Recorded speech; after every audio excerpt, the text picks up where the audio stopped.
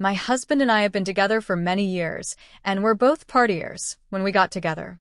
We weren't well off financially and didn't have very many responsibilities. 1.5 years, and we got our first apartment. Prior to this, I had told my partner I was going to leave if they continued with the partying. I was starting to grow out of that phase. This included smoking weed. It made my partner a different person, becoming angry and reckless and hurtful. Over time, and lots of nasty fights later, they had taken responsibility, agreeing that their actions while intoxicated were harmful and they needed to stop. There is also a history of mental health issues on both sides, my partner more than myself. It was dire that something changed. Things were good for a while, then we found out we're having a baby. Chaos, lies, and heartache followed. We spent most of that time being awful to each other, stressed and scared. We both smoked cigarettes and drank regularly, again my partner more than me. We both agreed to quit smoking. It was going to be easier to do together. We had an amazing reason growing, and smoking is expensive. We could barely afford our bills. It took my partner longer to come around to it, finally agreeing switching to a vape months after we had agreed to, and I had quit. That was really hard for me to be around. I was the pregnant one. I had also vaped, and it made me want to pick it up every once in a while. I also became very conscious of what was going into my body, and I wanted to be a healthier person for my child. I told my partner how much it bothered me, repeatedly for months. Then finally he agreed to quit once our child was born.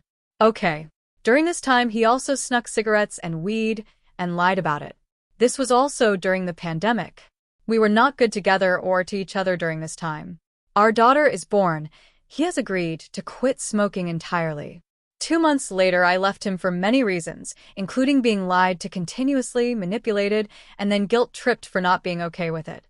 I was expected to be understanding and patient while he got himself together. I drew the line when he started smoking weed again and hid it. Piece of info about me. I grew up with an abusive, alcoholic mother. Trust is big with me.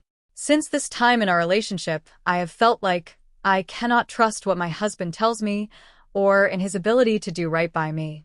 Time passes, he spirals, and ends up pleading to get back together because he can't control himself without me and needs me. We get back together.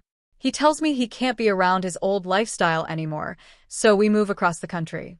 He gets a camp job working 2 weeks away and having 1 week at home, allowing me to stay at home and raise our daughter. He felt strongly about wanting our child to be raised by us, not in daycare. So was I. While away, he would smoke and lie about it. Some problems with alcohol thrown in there, drunk driving, and very poor choices made on his side. We're making it work. 2 years later, we move back to help my mother, who was sent to jail for a DUI. This time is also stressful for both of us. We were not great to one another. It would get worse when he'd been drinking. There was mention of suicide and depression and not wanting to work away anymore. However, he insisted on it, saying we needed the money and how he wanted me to raise our child, not a stranger. We were also trying to buy a house and pay for a wedding. This continues back and forth for months, during which time he's been priding himself and boasting about having quit everything and drinks responsibly. We buy a house and get married. Things are good for a while. Months later, I'm told he has been smoking the entire time while away at work and has been lying about a number of things. We get into a big fight. He agrees to stop smoking or, at the very least, not lie about it when he does. Cool. The next few months, more alcohol consumption becomes problematic. More drunk driving, me coming home to find him quite drunk while he was supposed to be watching our child. A very nasty fight ensues. While he's drunk, it doesn't go well. He proclaims he needs to slow down and drink more moderately, that things needed to change. This behavior goes through cycles, the next while getting progressively more self-destructive on his part. His job could have been compromised, he could have been seriously hurt, or worse, he could have lost his license. Fast forward to now, after being promised so many times that this behavior would happen.